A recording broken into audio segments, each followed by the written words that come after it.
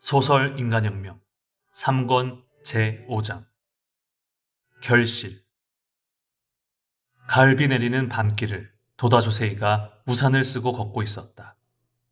어둠 속에서 바다 내음이 났다. 이곳은 지바현의 우라야스 해안 부근에 있는 뒷골목이다.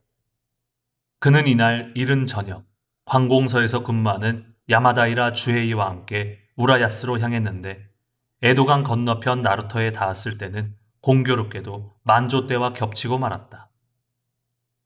이 주변은 지반이 침하되어 다리의 횡목이 낮아져 만조 때는 나룻배가 다리 밑을 지날 수가 없었다.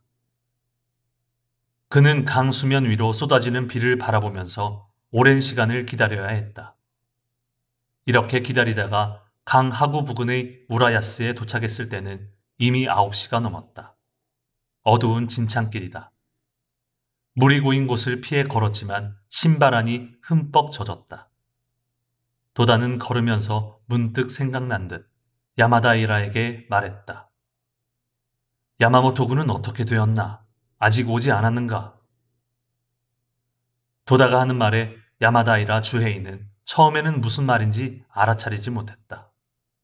젖은 발바닥에 신경이 쓰였기 때문이다. 야마모토군은 언제 오는가? 도다가 다시 묻자 야마다이라는 아차하고 생각했다. 20일쯤 전 일본 정확관 편집부에 누군가 적당한 사람이 없는지 도다가 물었을 때 순간적으로 야마다이라는 문학을 좋아하는 야마모토 시니치를 가벼운 마음으로 추천했다. 그는 야마모토에게 편집부에 추천했다고 말하기는 했지만 적극적으로 절차를 밟지는 않았다. 지금 그는 시니치를 기다리는 듯한 도다의 말을 듣고 뜻밖이라고 생각하며 자신의 태만을 부끄러워했다. 이야기해 놓았습니다. 곧바로 연락해서 데려오겠습니다. 그런가? 몸은 좋아졌나? 야마다이라는 점점 더 뜻밖이라고 느꼈다. 지난 1년간 청년 신입 회원은 계속 수가 늘어났다. 그런 상황에서 도다는 평소에 야마모토 시니치라는 이름을 한 번도 입에 올리지 않았다. 그런데 마치 전부터 아는 사이처럼 그의 건강까지 걱정하고 있었다. 건강합니다. 괜찮다고 생각합니다. 그런가? 잡지 편집은 체력이 우선이니까 시간도 불규칙하지, 신경도 예민하지, 마감 시간에는 쫓기지, 결국은 체력으로 밀어붙이게 되고 만다. 야마다이라 군도 편집보다는 지금 일이 편하지 않은가? 그야 편하다면 편하죠. 그 대신 한 작품을 만들었다는 즐거움이나 감격은 전혀 없습니다. 그런가? 하지만 그런 호강스러운 소리는 하는 게 아니라네. 어두운 길에 두 사람의 웃음소리와 물을 튀기는 발소리가 울려 퍼졌다. 야마다이라 주헤이는 1년 전까지 일본 정확관 편집부 일을 하면서 대학에 다녔다. 전쟁 중인 시습학관 시절부터 도다 밑에서 일하며 학창 시절을 보냈다. 한적한 산골 마을에서 소학교를 나온 그는 도해지로 나와 각고 면려한 끝에 전검에 합격하고 시습학관에 일자리를 얻어 대학에도 다녔다. 학업 중반에 학도병으로 출진하여 항공병이 되었다. 본토의 기지에 있던 그는 1945년 8월 전쟁이 끝남과 동시에 귀향했다. 그리고 9월에 상경하여 메구로역 근처에 있는 시습학관을 찾아갔다. 시습학관 자리는 온통 불타버린 들판이었다. 얼마 후 야마다이라는 가까스로 일본 정확관의 임시 사무실을 찾을 수 있었다. 이렇게 그는 전쟁 후 가장 빨리 도다의 스라로 달려온 제자 중 한 사람이 되었다. 그리고 사원이 된 그는 대학에 복학해 어려운 생활과 투쟁하면서 도다의 스라에서 훈육을 받으며 창가학회 청년부의 선구자 중 한 사람으로서 활약해왔다. 입회하고 6년이 지난 1947년 9월 야마다이라는 대학을 졸업했다. 그리고 관공서에 들어갔다. 동시에 좋은 연분을 만나 결혼했다. 패전과 동시에 무참하게도 귀중한 청춘의 꿈을 배신당한 수많은 청년 중에서 야마다이라 주헤이는 행복했다. 그는 명익의 위대함을 절실히 실감하면서 아무런 불안도 없이 인생을 착실히 걸어나갔다. 그는 언제나 손에서 어서를 놓지 않았다. 점심시간이나 휴식시간 등 틈만 나면 어서를 읽었다. 그는 어서를 구석구석까지 연찬한 결과 교황력이 눈부시게 향상되었다. 저녁에는 학회 활동에 솔선해서 참가했다. 그는 생애 얻기 힘든 복운을 끊임없는 신심 활동으로 쌓아갔다. 이렇게 비가 내리는 저녁, 그는 무심히 걷는 도다의 모습에 조마조마하면서 앞장서서 안내했다. 시력이 약한 도다를 도와 어두운 물 웅덩이에 신경을 쓰는 야마다이라는 진지한 표정이었다. 좌담의 장소에 도착했을 때 회원 몇 사람만 남아 있었다. 도다가 늦어서 좌담회를 끝냈다고 한다. 좌담회 장소의 책임자는 미안해서 어쩔 줄 몰랐다. 누가 나빠서가 아니네. 좌담회를 끝내도 된다네. 늦게 온 나도 나쁜 것이 아니네. 저 만조란 놈이 나쁜 게지. 도다는 유연하게 웃으며 책임자를 위로했다. 마음이 약해 보이는 책임자는 표정이 밝아졌다.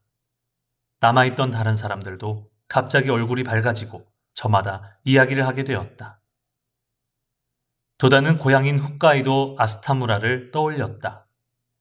청어잡이로 흥청거리던 아스타무라는 언제부터인가 청어가 잡히지 않아 쇠퇴했지만 도쿄만 앞바다의 이 마을에는 아직 오천의 활기가 있었다. 사회가 어느 정도 안정되었다고는 하지만 패전하고 3년밖에 지나지 않았다. 경제가 안정되려면 아직 시간이 필요했다. 전쟁 후의 혼란은 이 어촌에도 어두운 그림자를 드리웠다. 그들은 모두 심각한 생활 문제를 안고 도다에게 지도를 구했다. 문제는 천차만별이었다. 그 중에는 절망적인 듯한 경우도 있었다. 그러나 도다는 설령 최악의 경우라도 실태를 깊이 이해한 다음 신심근본으로 강하게 지도했다. 도다는 생활에 뿌리내리지 못하는 신심은 약하고 한때의 위안에 불과하다는 점과 그런 신심으로는 문제를 해결하는 데 힘이 되지 못한다는 점을 강조했다. 도다의 지도에는 일시적인 위안의 말은 한마디도 없었다. 도다는 갖가지 체험을 들어 불가능을 가능하게 하는 어본전의 무량한 공력을 설했다. 회원들은 도다의 그 말이 자꾸 멀리 돌아가는 길처럼 느껴졌다.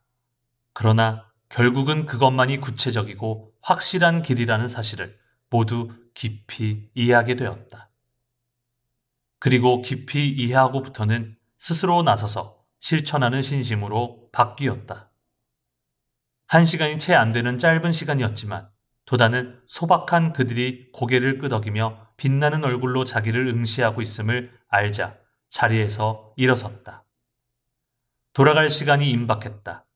그는 재회를 기약하고는 야마다이라를 재촉해 다시 빗속으로 나섰다. 바람이 거세지고 비가 더욱 세차게 내렸다. 이튿날 야마다이라 주에이가 즉시 야마모토 신이치를 찾아갔다. 그리고 이번에는 이력서를 쓰라는 도다의 뜻을 충실하게 전했다. 법화경 강의가 있던 날 저녁, 강의가 끝나자마자 야마다이라가 야마모토 곁으로 다가가 이력서 하며 재촉했다. 두 사람이 도다의 책상 앞에 앉았을 때 이미 개인 지도를 원하는 사람이 서너 명 있었다. 먼저 젊은 여성이 불법 용어에 대해 질문했다. 다음은 50살가량의 중년 남성이 사기를 당한 문제로 도다에게 지도를 받았다. 세 번째 사람은 40살쯤 된 신사인 채 하는 남성이다. 아내의 남자 문제였다. 지루하게 푸념하는 듯한 이야기를 도다는 참을성 있게 들었다. 야마모토 신이치는 이력서를 손에 들고 선생님도 상당히 힘드시겠구나 하고 생각하면서 이야기가 끝나기를 기다렸다. 도다는 잘 알아듣도록 지도한 뒤 힘찬 목소리로 말했다. 남자답게 신심으로 서야 한다. 그리고 힘있는 인생을 끝까지 살아야 한다. 당신이 상상도 할 수 없을 만큼 참으로 훌륭하게 반드시 해결할 수 있다. 그러려면 제목을 끝까지 올려야 한다. 그 어떤 일이라도 변독 위약이 되지 않을 리 없다. 그러고 나서 도다는 야마모토와 야마다이라 두 사람에게 얼굴을 돌렸다. 오! 야마다이라가 도다에게 말했다. 선생님, 야마모토 신이치 군입니다. 알고 있네.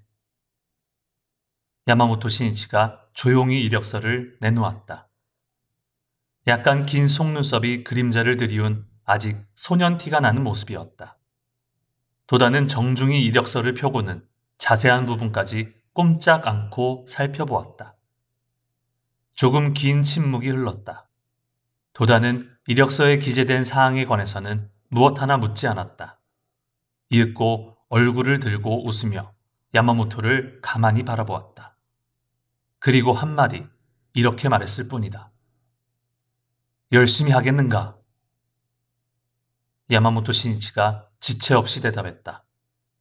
예, 잘 부탁드립니다. 순간의 기합이었다. 결정적인 순간이다. 때는 이미 무르익었다. 1년 전 도다와의 운명적인 만남이 이루어진 그 여름밤, 야마모토 신이치가 예감한 일은 지금 피할 수 없는 현실이 되었다. 기원전 49년, 시전은 주사위는 던져졌다고 말하고는 갈리아와 이탈리아의 경계를 흐르는 루비콘 강을 건너 로마로 진군했다. 야마모토 신이치도 도다가 쇼와 전공 사건에 대해 이야기한 9월에 저 법화경 강의가 있던 밤, 남 모르는 흉중의 생각을 일기에 적었을 때 이미 루비콘 강을 건넌 것이다. 혁명은 죽음이다. 우리의 죽음은 묘법에 귀명하는 일이다. 라고 썼을 때 야마모토 신이치는 묘법에 귀명해야 하는 자신의 숙명과 사명을 깊고 강하게 자각했다. 그것은 최고로 영광스럽게 살아가는 청춘의 길에 대한 자각이었지만 또 미지에 대한 공포를 내포한 자각이기도 했다. 다름 아닌 그가 자신에게 강행한 혁명이었다. 그것은 참으로 혁명은 죽음이다였다. 결국 자신의 모든 것을 거는 후회 없는 각오란 전쟁 후의 너무나도 평범한 이름 없는 한 청년인 야마모토 신이치의 죽음을 의미했다. 그러나 그의 죽음은 묘법에 귀명하는 일이었다. 이 혁명을 강행했을 때 야마모토 신이치는 이미 묘법의 혁명가로서 소생한 것이다. 따라서 그는 온갖 고뇌 속에서 이때 비로소 응혼한 용기와 희망을 품었음이 틀림없다. 이 젊은 혁명가의 묘법의 귀명이라는 이념은 구체적인 실천으로 말하면 희유의 스승과 일체가 되어 묘법에 귀명하는 일이었다. 요컨대 그것은 광선유포의 스승인 도다 조세이를 섬기고 끝까지 지켜서 그 구상을 모조리 실천하고 사제불의의 대도를 완수하는 일이었다. 단순한 발상이라고 보는 사람도 있을지 모른다. 그러나 그는 이때 미래의 밝은 서광을 보았다. 그리고 숭고한 사명에 살아가는 자기 일생의 길을 명확히 감지했다.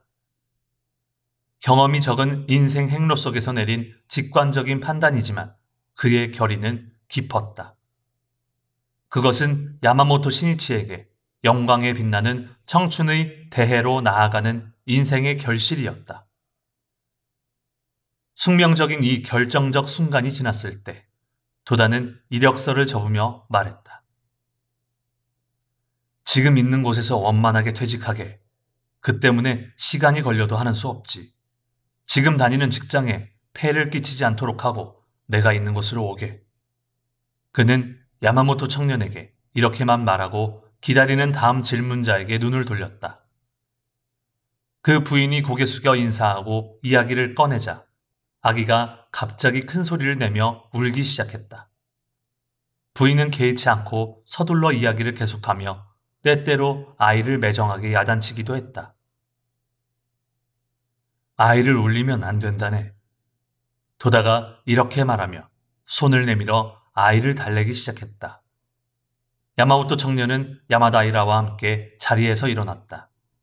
야마모토 신이치가 지금 근무하는 곳은 중소기업을 도와주는 기관인 조난공업회였다. 그 회사는 그의 집 근처에 있었다. 그는 그 전에 신바시의 인쇄소에서 잠시 일했지만 그 회사는 하루 종일 바빴다. 그래서 약한 몸을 더 해치고 말아 집에서 정량하게 되었다. 밤마다 식은땀이 계속 흘러 아침에 일어나면 축 늘어져 피로만 남았다. 가족이 보다 못해 인쇄소를 강제로 그만두게 했다. 신이치는 정량 중이었지만 건강한 친구들이 찾아오면 함께 밖에 나가기도 했다. 학회의 좌담회나 강의가 있다는 연락을 받으면 부지런히 얼굴을 내밀게 되었다. 어느새 그는 묘법에서 철학적인 매력을 깊이 느끼기 시작했다. 지금까지 읽은 책의 감명이 몹시 퇴색된 듯이 생각될 때가 있었다. 그는 처음에는 그것이 병 때문인가 하고 생각했지만 모르는 사이에 불법으로 그 책들을 비판하고 있는 자신을 깨닫고 놀랐다. 집에서 휴양을 하는 그였지만 젊은 육체와 정신은 휴양에 언제까지고 기댈 것인가 하고 부끄럽게 여겼다. 이런 때에 조난공업회 이야기가 들어왔다. 그는 공업회 주사에 의한 강한 요청으로 그곳의 직원이 되었다. 무엇보다도 중노동이 필요 없고 또 조난지역에서 자란 사람으로서 조난지역을 위해 조금이라도 도움이 되었으면 하는 마음으로 근무를 시작했다. 이윽고 이 공업회도 커져서 조난의 중심지에 새 건물을 짓게 되었다. 그는 성실한 책임감에서 그것이 실현될 때까지 열심히 하기로 했다. 새 건물은 12월 중순에 완성될 예정으로 그 뒤에 후임자에게 사무인계를 완료하는 연말까지 떠날 수 없었다. 그는 12월에 업무를 마치고 원만히 퇴직했다. 그때 새로 지은 건물 2층에서 직원이 모두 모여 송별회를 열었다. 그가 정확관에 첫 출근한 때는 새해가 밝은 1949년 1월 3일이다. 그의 21살의 생일을 맞이한 이튿날이었다. 1948년 10월 17일 창가학회 재건 3주년을 기념하는 총회가 열렸다. 재건의 결실은 회합 장소인 교육회관에 뚜렷이 나타났다. 총회는 오전 9시 30분 정각에서 10분쯤 늦게 시작했다. 오전과 오후 2부로 나누어 중간의 휴식 시간을 제외하고 장장 6시간 동안의 바쁜 회합이었다. 종료 시간은 오후 4시 30분이다. 오늘날 보면 당시 참석자의 강한 인내심에 놀라리라. 하지만 연 1회 열리는 총회는 전 회원이 모이는 유일한 기회이다. 학회 활동의 연간 기본 방침이나 전국 각지의 주목할 만한 체험담과 활약상을 알 수 있는 1년에 한 번 있는 회합이다. 모두 신심의 1년치 양분을 흡수하려고 필사적이었다. 강한 구도심에 불타는 참석자에게 시간의 길이는 결코 고생이 아니었다. 총회가 끝나도 모두 이별을 아쉬워하며 회합 장소를 떠나지 않고 여기저기 모여 있었다. 또 그들은 입회한 지 얼마 안 된 회원을 둘러싸고 그 자리에서 좌담회를 개최하기도 했다. 이날 체험담을 발표한 사람은 18명이나 되었다. 체험담의 내용은 여러 가지였다. 어느 젊은 여성은 부모님 말씀대로 일단 입회했지만 청년에게 종교는 필요 없다고 반발했다. 그러는 동안 차츰 병치레가 잦아지고 패전을 맞았을 때는 자기 인생이 어둠 속에 빠진 듯이 느껴졌다. 그때 언니가 진지하게 열심히 신심하는 방법 외에는 숙명을 전환하는 길이 없다고 타일렀다. 그 젊은 여성은 언니에게 들은 대로 열심히 창제했다. 그러자 점점 건강을 회복하고 자신의 장래에도 희망을 가지게 되었다. 그 젊은 여성은 종교는 생활의 근본이라는 사실을 실감했다며 그 기쁨을 말했다. 또한 장년부는 퇴직하여 목돈이 손에 들어와 아내와 안정된 생활에 만족했는데 어느새 도박에 손을 대기 시작했다. 정신을 차렸을 때는 이미 모든 것을 잃었다. 게다가 공습으로 집까지 불타고 말았다. 얼마 동안은 겨우 남아있던 처자의 옷을 팔아 생활했지만 그것도 다 떨어지고 말았다. 이제는 가족이 다 같이 죽는 길밖에 없다. 그렇게 각오했을 때 지인이 절복해 입회했다. 그는 지푸라기라도 잡는 심정으로 열심히 신심했다. 2개월도 되지 않아 원하던 대로 취직 자리를 찾게 되었다. 그는 열심히 일했다. 그리고 입사한 지 6개월 만에 급료가 초임의 3배가 되고 그 뒤에 빚도 모두 갚았다. 참으로 생활혁명의 실증이었다. 또 어느 장녀는 자기의 철학에 대한 편력을 말했다. 그는 공허한 자신의 정신을 채우고 싶었다. 우선 기독교에서 구했지만 모순을 느끼고 마르크스 철학으로 기울었다. 거기서도 모순을 느껴 데카르트, 칸트의 철학을 배우고 또 니시다 기타로, 미키 기요시의 철학도 배웠다. 그러나 그의 마음은 채워지지 않았다. 결국 그는 니치렌 대성인 불법을 만나 최고의 인생의 길, 행복을 위한 길이 여기에 있음을 발견했다. 장녀는 인생의 근본 철학과 만나게 된 환희를 힘차게 호소했다. 이런 체험들에는 전후 혼란기의 다양한 인생의 축도가 있었다.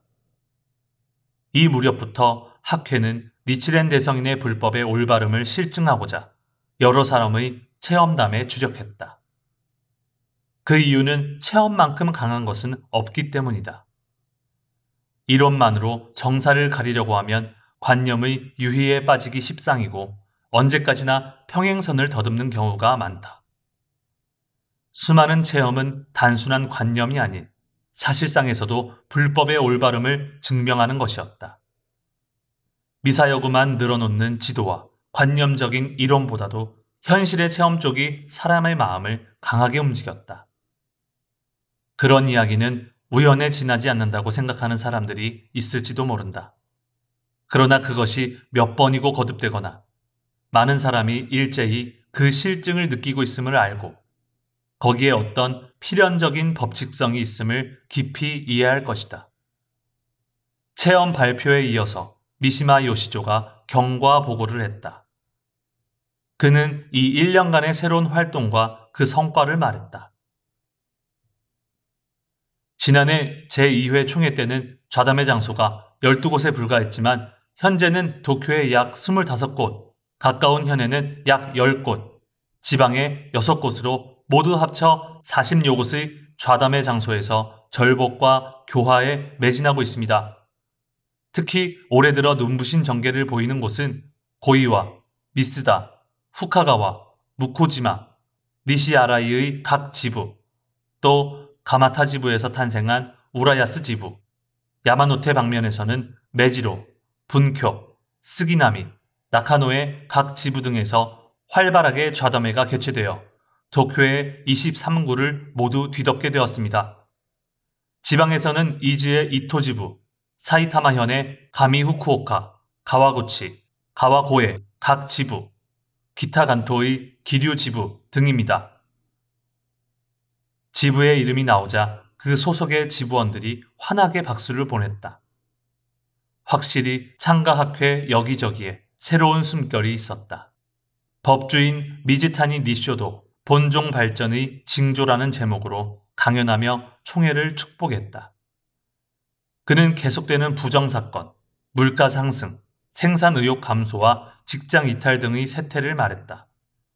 그리고 이런 어두운 그림자에 잠긴 난세에 총본산에서는 새 객전의 완성도 머지않았으며 창가학회 또한 과거 전성기를 넘어서게 되어 참으로 기쁘다고 말했다.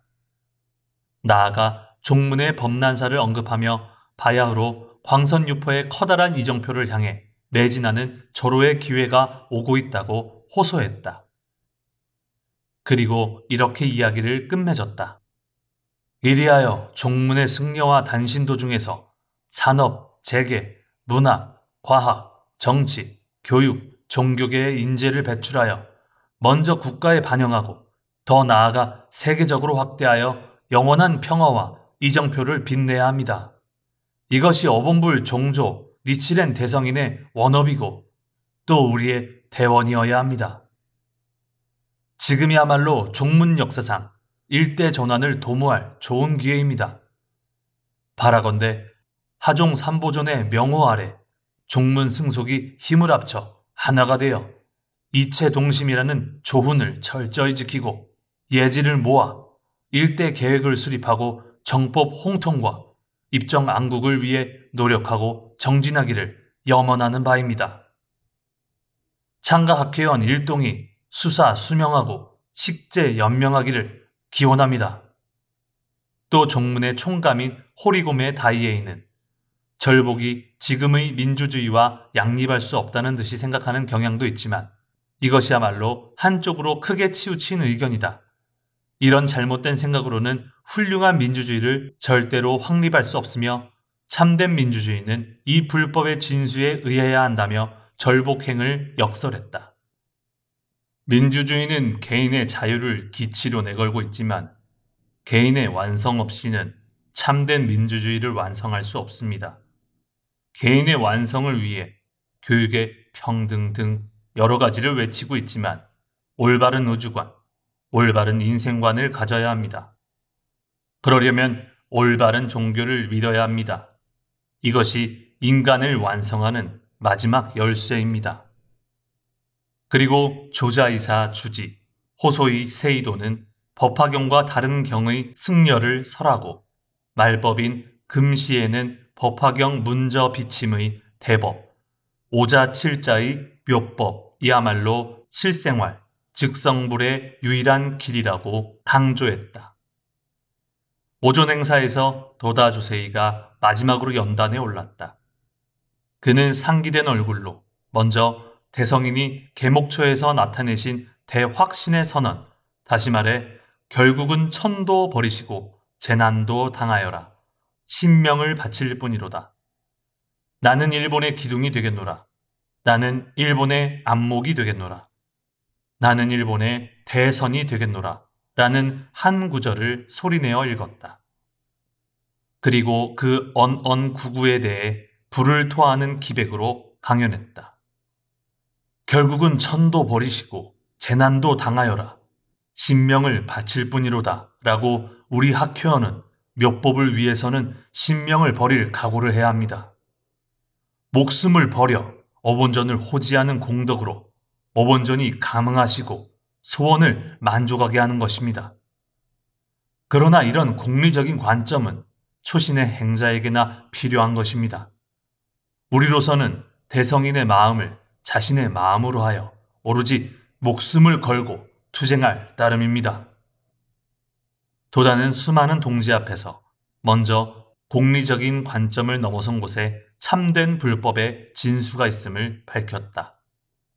그는 참된 불도 수행은 현세의 이익만을 쫓는 것이 아님을 분명히 하려고 했다. 현세의 이익이 없을 리 없다. 그러나 그것들도 모두 포함한 무엇에도 흔들리지 않는 금강불개의 생명을 확립하겠다는 높은 차원의 신심의 결의가 없으면 안 된다고 호소하고자 했다. 광선유포라는 대위협은 사신홍법의 결심 없이는 도저히 수행할 수가 없다. 아무리 회원수가 늘어도 이 결의와 실천이 많은 사람의 가슴에 넘쳐흐르지 않으면 미래의 영광은 쟁취할 수 없다는 사실을 도다는 깊이 알고 있었다. 선에서든 악에서든 법화경을 버림은 지옥의 업이며 신심을 떠나서는 절대로 행복할 수 없습니다. 신자가 60겁의라는 말씀은 신자, 다시 말해 살이 부른 과거세의 60겁이나 되는 오랜 기간 동안 보살행을 거듭했다. 하지만 그의 선의를 짓밟는 바라문의 거동을 보고 보살의 수행을 그만두라고 말했다. 그리고 스스로 성불의 길을 닫고 말았다는 것입니다. 이 말씀대로 금생의 어본전을 섬기면서도 마음이 약해서 버린다면 어본전을 다시 배하라는 일은 몇 억만 년 후가 될 것인가. 그 사실을 생각하면 이렇게 말씀해 주신 대성인의 자비를 오로지 눈물 없이는 뵐 수가 없습니다. 또 일본극의 위를 물려주리라, 부모의 목을 베겠노라 라는 유혹과 협박에 져서 그 무상, 최고, 최대의 신앙을 버린다면 어찌하겠는가? 지금 우리 제자들은 지자에게 아의가 타파되지 않는 한 채용하지 않으리라 라는 이 위대한 신념과 대성인의 본 뜻인 이 생명 철학으로서 일본 민족을 부흥시킬 지침으로 삼아야 합니다. 수백 개의 시선이 도다 조세이라는 일점에 집중되었다. 도다는 컵을 들고 단번에 물을 들이켰다. 장례는 정적 그 자체였다. 니치렌 대성인의 불법은 생명의 법칙을 남김없이 설한 법리이며 다른 사상이나 철학에 패할 리가 없습니다. 패한다면 제자들의 죄이며 그 죄는 타지옥에 해당합니다. 바로 그렇기 때문에 그 외의 대나는 바람 앞의 먼지인 것입니다. 일본이 패한 원인은 나는 기둥이 되겠노라, 나는 일본의 안목이 되겠노라, 나는 일본의 대선이 되겠노라고 사자우하신 대성인의 가르침을 받들지 않은 불벌이라고 나는 단언합니다. 국가 신도라는 그릇된 가르침을 근본으로 했기에 전쟁이라는 수렁으로 돌진하고 말았습니다. 지금이야말로 기둥을 일으키고 안목을 열어 민중의 행복과 평화를 실천하는 대선을 만들어야 할 때입니다. 학회원 모두는 크게 마음을 같이하여 법을 위해 목숨을 바칩시다. 도다는 잠시 장내를 둘러보았다. 도수 높은 안경이 반짝 빛을 발했다. 박수가 일제히 쏟아졌다. 도다는 가볍게 손을 들고 만면에 웃음을 띠며 이렇게 말했다. 오늘 총회는 이쯤에서 끝내고 싶지만 모처럼 멀리 지방에 오신 분도 많고 우선 제가 여러분에게 하고 싶은 말이 아직 많습니다.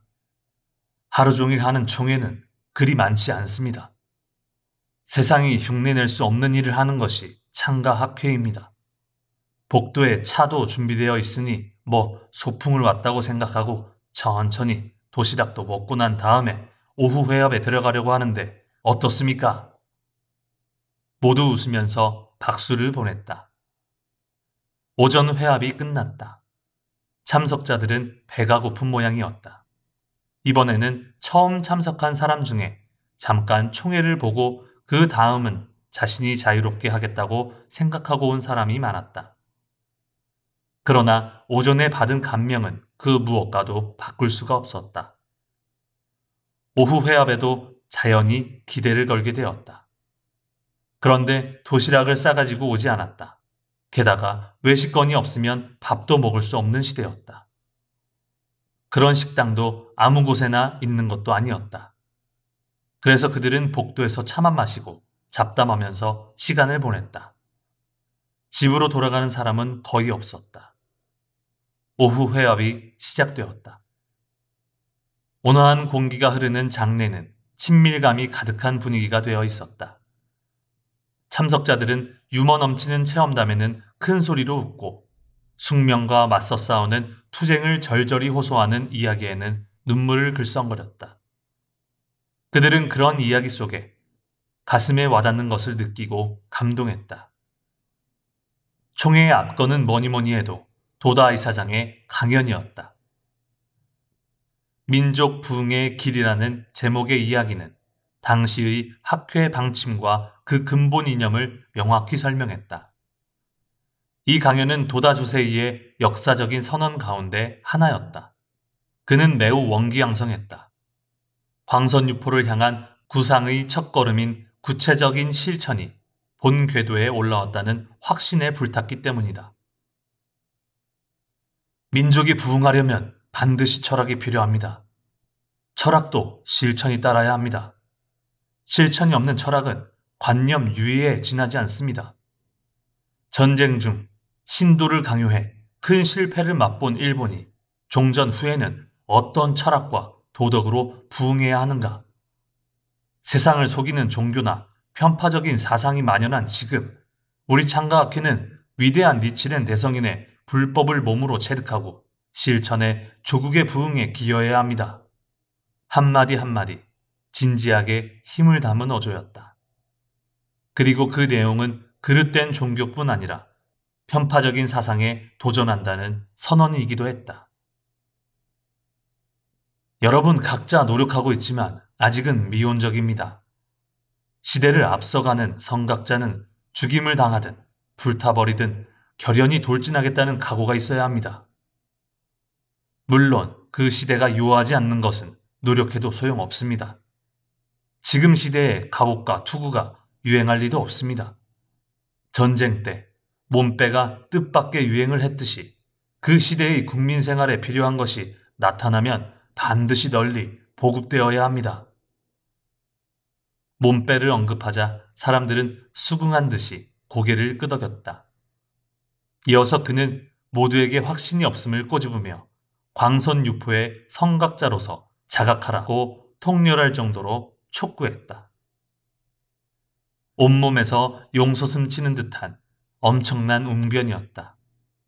각오가 없는 자는 그 자리에 있을 수 없을 만큼 격한 말이었다.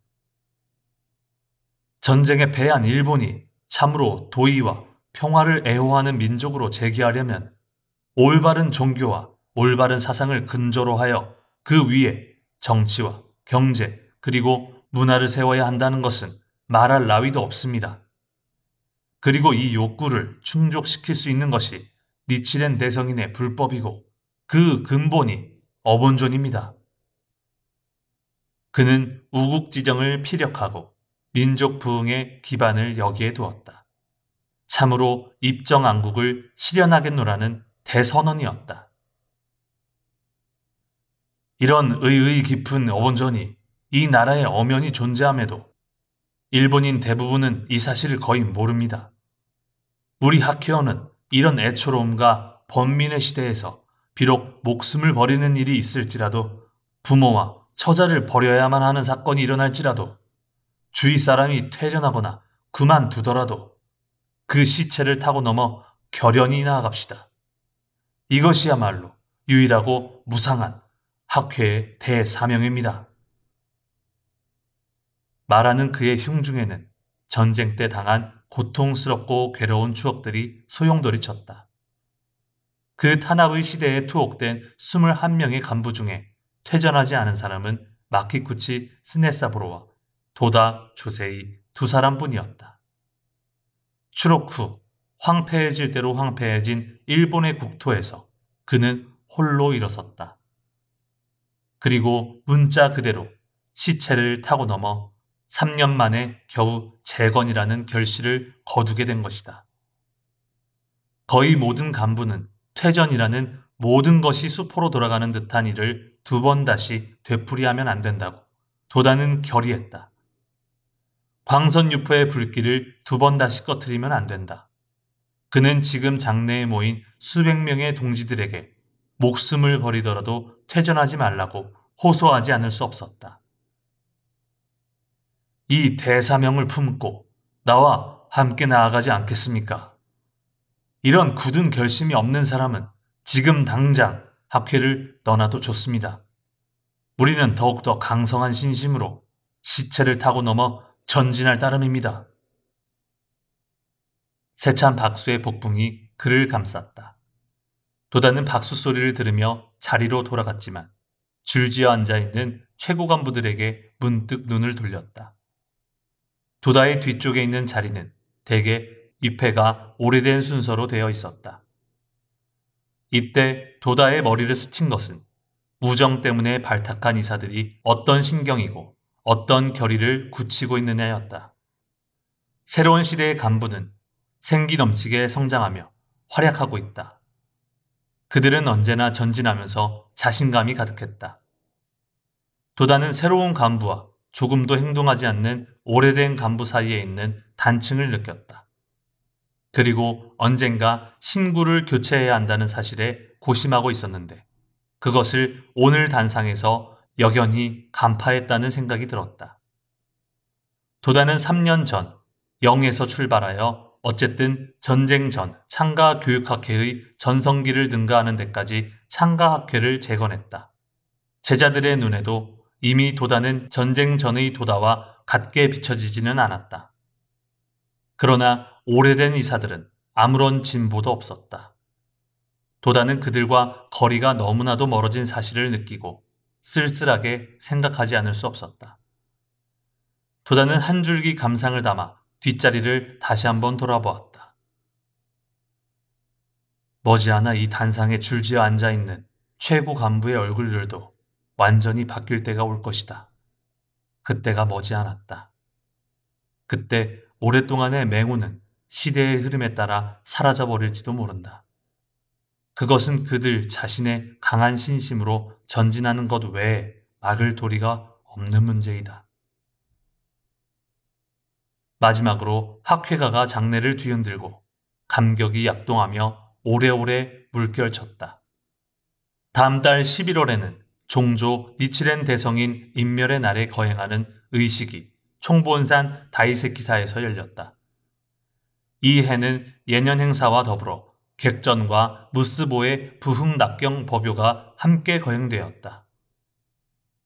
12일 오후 3시 신도 600 수십 명과 근교의 참예자 1,수백 명 등 합계 약 2,000명의 승속이 참석한 가운데 새로운 객전에서 의식이 열렸다.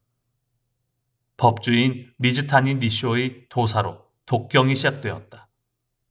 객전, 무스보, 낙경식이다. 도다 조세이는 전국 신도 대표로서 등산한 50명의 간부와 함께 참석했다. 독경을 일시 중단하고 니쇼가 경찬문을 읽기 시작했다.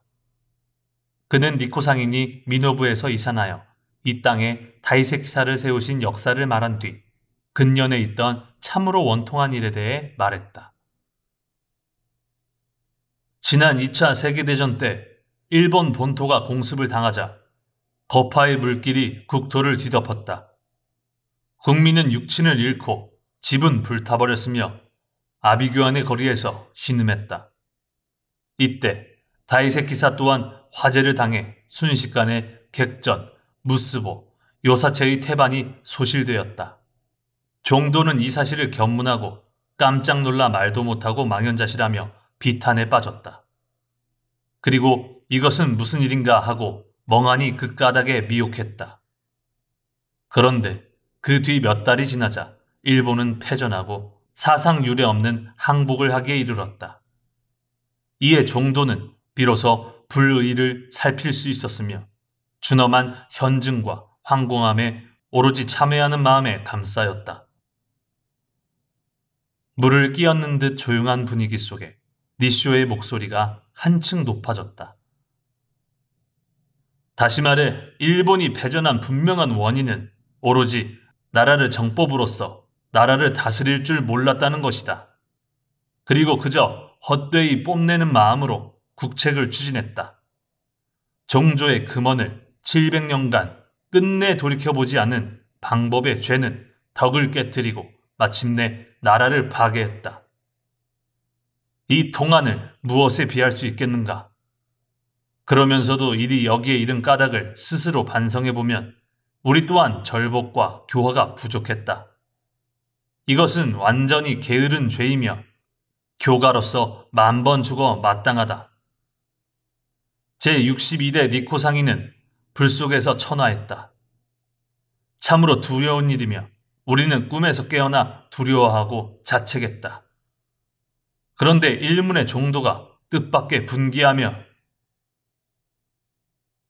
니쇼는 깊이 반성하는 마음으로 굳이 이런 경찬문을 읽었을 것이다. 마음속에는 모두 쓰라린 추억이 되살아나고 깊은 회한을 느낄 수밖에 없었다. 대난을 한몸에 받으며 끝까지 투쟁한 도다 조세이에게는 아무런 회한도 없었다. 하지만 미래의 광선 유포를 생각하자 가슴속 깊이 망감이 교차했다. 그는 지금 재건한 새 객전 안에서 당시 극도로 피폐했을 총본산의 모습을 회상했다.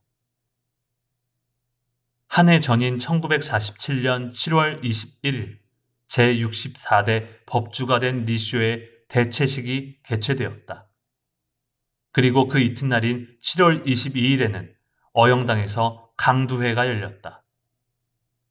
새로운 법주가 참석한 가운데 전국에서 강두와 각 사찰을 운영 관리하는 사람들 30명이 모였다. 전쟁 후 처음 열리는 강두회로서 중요한 모임이었다. 그런데 소실된 객전의 재건을 적극적으로 말하는 사람이 단 한 사람도 없었다. 문제는 총본산의 운영이었다. 농지 약 27만 평을 잃은 총본산의 재정 문제가 당연히 초점이 되었다. 그러나 당장 좋은 생각이 떠오를 리도 없었다. 홋카이도에서 온 자산가인 어느 강두는 총본산을 유지 운영하면서 생긴 적자가 얼마인지 집요하게 캐묻었다. 무리가 아닌 이야기다. 구체적인 숫자가 나오자 종문의 모든 사람이 입을 다물고 말았다. 종문의 유지 발전을 진지하게 생각한다고는 전혀 볼 수 없었다. 후지노미아의 어느 강두는 확고한 법화강의 조직도 없는 상황에서 소수인 우리만 모여 논의하고 의결해도 그것이 실행될 수 있겠는가라고 총본산 당국에 의문을 제기했다. 당시 강두는 전국에 약 37명이 있었다. 그 강두들이 모여 총본산 재건이라는 가장 중대한 회의를 하는데도 불구하고 기세가 오르지 않았다. 어느 강두는 신심보다 눈앞의 일에 사로잡혀 자기 보신만 중요하게 생각했다. 이야기는 법화강 조직 문제로 벗어났다가 기관지 문제로 비약되기도 하고 포교 활동이 화제가 되었다가 또 자연히 재정 문제로 되돌아오곤 했다. 홋카이도의 강두나 도쿄의 어느 강두는 총본산 유지는 우리 책임인데 앞으로 재정을 명확히 하려면 총본산 당국이 결산 보고를 해야 한다. 우리는 어떤 방법으로든 협력하겠지만 요컨대 돈을 내는 보람을 느낄 수 있도록 했으면 한다고 주장했다. 강두들은 막대한 재정 적자에 고민하는 총본산 측을 이것저것 추궁함으로써 책임을 회피하고자 했다. 이때 견디다 못한 도다 조세이가 발언을 요구했다. 도다는 이날 어떤 의제에 대해서든 의견을 말하지 않겠다고 다짐했다. 황폐해진 총본산의 상황을 너무나 잘 알고 있었다. 어려운 현재 상황도 그는 정확히 파악하고 있었다. 그러나 도다 자신도 이제 막 사업 재건에 착수했을 뿐이고 그가 이끄는 창가 학회도 겨우 첫 발을 내디뎠을 뿐이다. 승속이 일치하여 광선유포에 매진하기 위해 총본산을 부흥시키는 일은 도다의 절실한 염원이었다. 그러나 지금 도다와 그의 제자들에게는 그럴 만한 실력이 없다는 사실을 알아야 했다. 그는 실행 불가능한 말을 도저히 입 밖에 낼 수 없었다. 도다가 마음속으로 중얼거렸다. 이 도다가 반드시 총본산을 다시 일으켜 세우겠다. 그는 침묵을 지켰지만 차마 눈뜨고 볼 수 없는 강도들의 모습에 견딜 수가 없어 발언을 요구했다.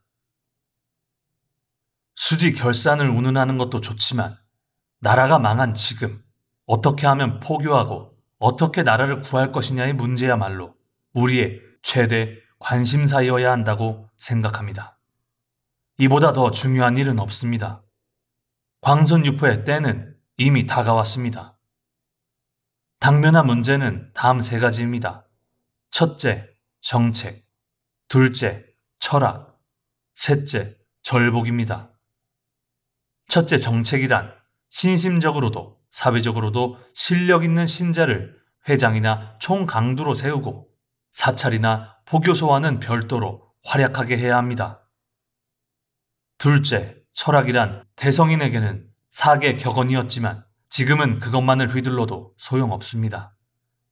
현대에는 인간을 못쓰게 만들거나 무기력하게 하는 나쁜 사상과 나쁜 주의를 다뤄야 합니다.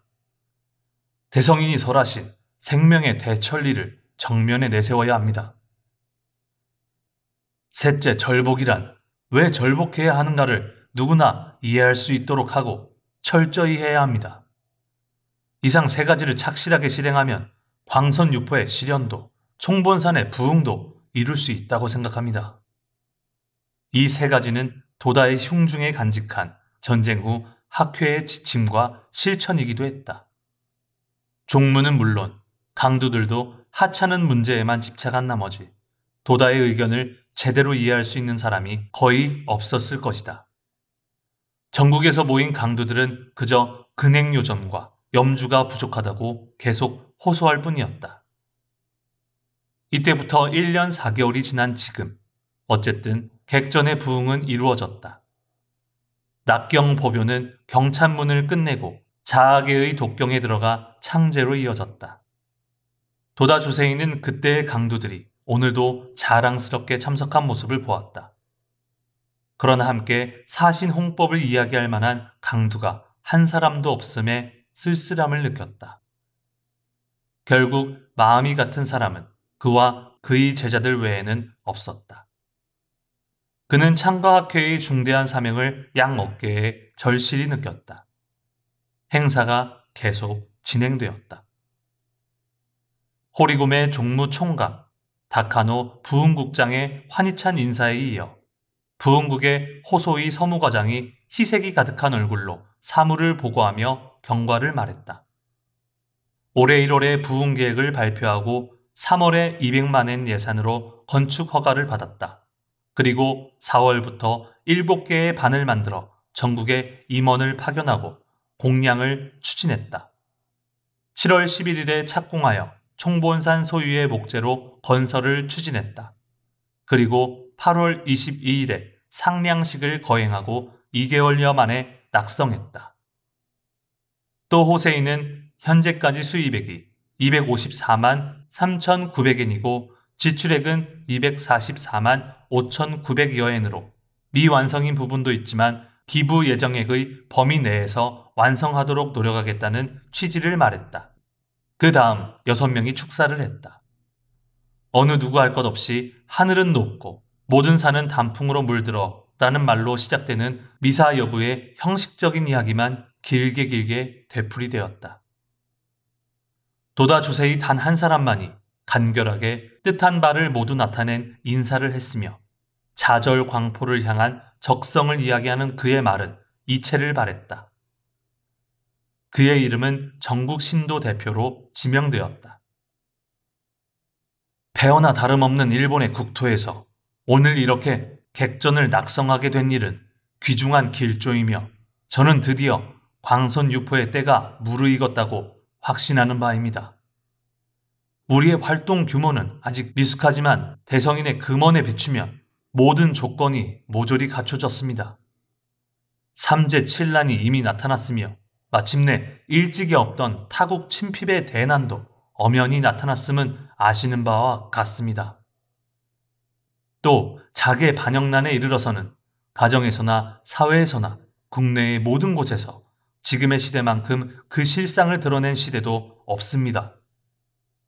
물가는 폭등하고 생활은 어려우며 병자가 해마다 증가하고 있습니다. 삼재 또한 갖추어져 있습니다. 더욱 중요한 사실은 대성인이 출연하셨을 때는 천태 법화는 거의 쇠퇴해 있었습니다. 근년에는 후지산 다이세키사가 그야말로 파멸에 이르렀습니다. 세계에 자랑할 만한 대불법이 쇠미한 모습은 슬픈 일이지만 법화경에 있듯이 법멸의 때야말로 광선유포할 기회입니다. 결국 이런 때일수록 우리는 민중구제를 위해 일어서야 합니다. 저는 감히 광선유포는 가까이에 있다고 확신하는 바입니다. 그러므로 일찍이 없던 삼류강적의 출현도 자명한 이치입니다. 간단한 투쟁이라고는 꿈에도 생각지 않습니다. 그리고 도다는 마지막으로 힘껏 외치며 이야기를 끝맺었다. 광선유포를 위해 지금이야말로 사신 홍법의 실천을 이 좋은 날에 서원하는 바입니다. 열렬한 박수가 객전 한 모퉁이에서 쏟아졌다. 참석한 학회원 50명만이 보내는 박수다. 객전 전체를 뒤흔드는 박수로는 되지 못했다. 그러나 도다 조세이의 지성은 바위처럼 움직이지 않았다. 오직 한 사람, 도다의 흉중에는 광선유포를 완수하겠다는 정열의 불꽃이 맹렬히 타오르고 있었다. 행사가 끝난 뒤 참석자들은 축하 도시락과 기념품을 받았다.